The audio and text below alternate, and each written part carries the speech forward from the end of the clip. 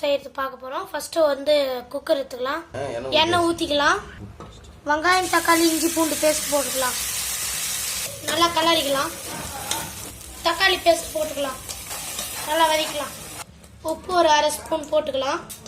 மிளகா ஒரு 2 ஸ்பூன் போட்டுக்கலாம். மிளகா நல்லா கலக்கிக்கலாம். கருவேப்பிலை போட்டுக்கலாம். கலக்கிக்கலாம். இப்போ நம்ம வந்து மட்டன் ஆட் பண்ணிக்கலாம். நான் வந்து 1 கிலோ எடுத்துக்கினேன். நல்லா போட்டு கலக்கலாம்.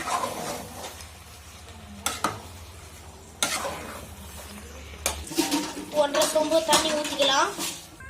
ஓகே, இப்போ நம்ம வாசனைக்கு கொத்தமல்லி போட்டுக்கலாம். ஓகே, 5 மினிட்ஸ் கழிச்சு பார்க்கலாம். 4 விசில் வர வரை வெயிட் பண்ணலாம். ஓகே, 5 விசில் விட்டுச்சு. நம்ம இப்போ ஆஃப் பண்ணிடலாம். ஸ்டவ் ஆஃப் பண்ணிடலாம்.